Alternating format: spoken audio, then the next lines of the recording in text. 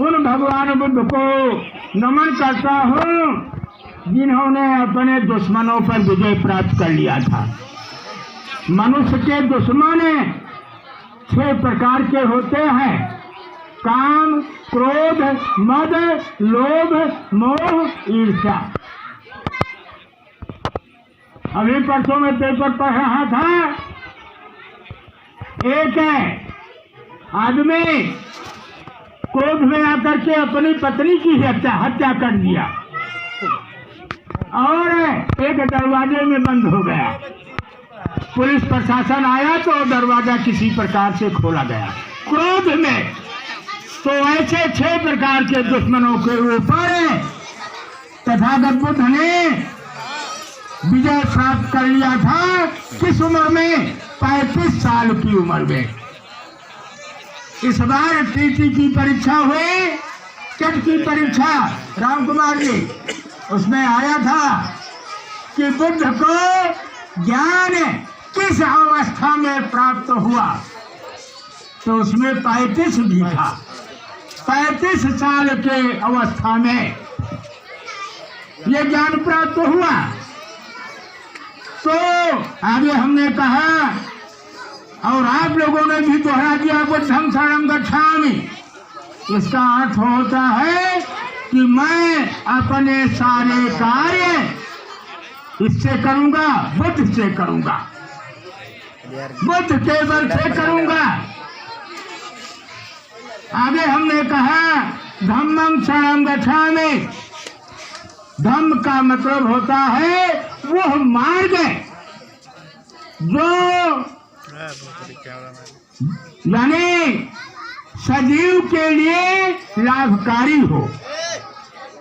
वह मार्ग जो सजीव के लिए लाभकारी हो, उस मार्ग पर चलने के लिए बुद्ध ने कहा। आगे कहा संघम शरणं गच्छामि। संघ का मतलब बहुत बड़ा संघ होता है, मतलब होता है 10 मार्च को, ये आने वाला अगला महीना जो है 10 तारीख को, वही माला पहनेगा जिसके साथ है ज्यादा संग होगा। पहने ना, वही पहनेगा। आगे हमने कहा पाराति पाटा वेरमणि शिक्षा पदं समाधियामि। इसका हिंदी में अर्थ होता है मैं अकारण हिंसा नहीं करूंगा, यानी किसी को न मारूंगा न सताऊंगा, लेकिन अगर जरूरत पड़ी तो जरूरत पड़ने पे जरूर हिंसा होगी। भाई अगर तुम्हारे खेतों में रोज रात का है कीड़ा उड़ा तो दरवा खिड़की न जाए हो भैया, खिड़की जाएगी जरूर। अगर देश पे दुश्मन आक्रमण कर दिए से तो हुआ मार न हुए, और अगर तुम्हारे घरों पे क्यों आक्रमण कर दिए तो हुआ,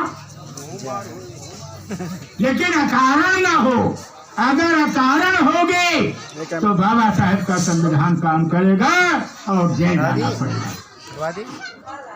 दूसरी बात हमने कहा अदेन्ना दाना, मैं चोरी न करने की शिक्षा ग्रहण करता हूँ, लेकिन ऐ बेटियों, ऐ बहनों, अगर तुम्हारे टोग का पैसा दूसरी जगह चला जाएगा तो कार टोंगिया में फिर आ जाए तो है टोंग में बिना कमाए तो आए ना, नहीं आएगा। और आज मैं दोनों पक्षों को साधुवाद दे रहा हूँ, जो धरौली यानी रुदौली से चल करके आए भैया ये, और इनको कि इन्होंने जो दिल में ये कार्यक्रम किया, समझे, इसके लिए मैं इनको साथ दे रहा हूँ। तो कहने का मतलब है कि तुम्हारी जेब का पैसा जब जने जाते हैं मुड़न करावे, कहन भैया कहाँ जाता हो, कहन जाते हैं मुड़न करावे, कहन कहता है अरे कहन यही लड़कवा का है, तो कहन हुआ तो जेबी को मुड़न हुए जेबी के मुड़न। अब यका शरण में जाना हो, तू ज्यादा समझदार हो। जेबी के मुड़न हुए तो मुंडन कहाँ होना चाहिए, केस कंपन कहाँ होना चाहिए? अपने मंदिर में। वो मंदिर कौन आए हो? ये आए इनके भैया के मंदिर, इनके पिता, ये यहूद मंदिर है। आए तो हम साहब घर के पर्यायवाची मंदिर नहीं होता है, घर का ही पर्यायवाची मंदिर धाम हुआ था, वो धामो हुआ था, है? तो ये से कार्यक्रम अपने घर पे संपन्न होने चाहिए। और तीसरी बात है तो चोरी नहीं, जो हमारी जबिया खाली हो जाए तो फिर भरी हो जाए हो, हाँ? नहीं भरी होगी, समझ लीजिए। जब जले से गिरा हो गए, कहें दान दिए धन ना घटे, जो सहाय फलाने। अरे हम कहा यार चुप रहते हो, हमें न सुनाओ। ये दान दाता और दान लेने वाला दो होते हैं। मैं किसको दे रहा हूँ? कहा हमारा दमाद अगर शराबी रहे तो 150 रुपया दिए, हम दिक्कत आएगी कि कहूँ जाए तो पी ले, होगी दिक्कत की नहीं होगी? तो दान दाता और दान लेने वाला दोनों बढ़िया होने चाहिए। भैया गलत तो नहीं बात है, दोनों बढ़िया होने चाहिए। आगे हमने कहा वो कामेश मिथ्याचारा वेरमणि शिक्षा पदम समाधियामी। बुद्ध ने बहुत पहले कहा, 2500 साल के पहले, कि जो अपने बराबर की है उसको बहन का दर्जा, जो बड़ी है माँ का दर्जा, और जो छोटी है बेटी का दर्जा। कौन देगा कहीं भाई? आज वही हमारे बौद्धाचार्य लोग कह रहे हैं, पूज्य भंते जी कह रहे हैं आप लोगों को। और अगर आपके बराबर का कोई है तो आप भी उसको भाई समझे, ये बेटियां हमारी बहनें। और अगर आपसे छोटा है तो उसे बेटे का दर्जा दे, और अगर आपसे बड़ा है तो उसे पिता का दर्जा दे। आप लोगों ने यात्रा करते समय देखा होगा, जो छोटे बच्चे रहते हैं खैर हाथी, दादाजी हम भी बैठ जाए, हैं? देखे वो बंधन शरण का छाप हो गए, अच्छा आओ भैया बैठ जाओ ना, यही होता है ना। अगर सचेत है तो वो वाणी में इतनी मधुरता होती है। आगे हमने कहा कि मूसावादा झूठ चुंगली, बहुत जने कहेंगे अफवाह उड़ाते हैं कि अब थोड़ा सांप निकला और बोलत रहा, सब पूरा ट्रैक्टर से जाइए वके दर्शन करें। दर्शन माने होता है देखना ना, लेकिन शब्दों में इतनी शुद्धता होती है कि देखना और दर्शन कतना अंतर होगा। चलो दर्शन कराई, लेकिन देखना होता है ना।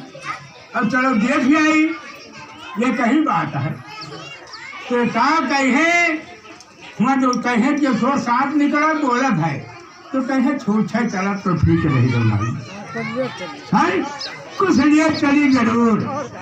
और जवन पाले है षड्यंत्र रचे है, अब उनके जो ट्रैक्टर पर ट्रैक्टर जाए लागे तो हमारा रुपये से बौछार हुए लोग, और बगल बिछाए रहा थी चादर, वह पे जो सीधा आवे। ये आडम्बर में इतना बड़ा वो है, और आडम्बर के खिलाफ भी बुद्ध है, और आडम्बर के खिलाफ ही 2 वर्ष 11 माह और 18 दिन बाबा साहब बड़ा कान भये। भारतीय संविधान में आडम्बर नहीं है। और अगला है सुना मेरे मध्यप्रवाद थाना वेरमणि, यानी कच्ची पच्ची शराबें। अभी कल मैं पेपर पढ़ रहा था, वो कौन चरण था, चौथे चरण के चुनाव में कोई मास्टर शराब पी ले रहे, अमर उजाला में कुछ भी पढ़ा होगा तो रहा होगा, हमने पढ़ा उसमें। अब अंतक हो गया, चुनाव बाधित को देश के लिए तुरंत वो ड्यूटी से हटाया गया। और जब जांच हुई तो अल्कोहल निकला, शराब उसके, और वो निलंबित किए गए, सस्पेंड किए गए। अब चले दिए भाई अधिकारी का कुछ, तब तो ये बहाल है। तो ये हाल है।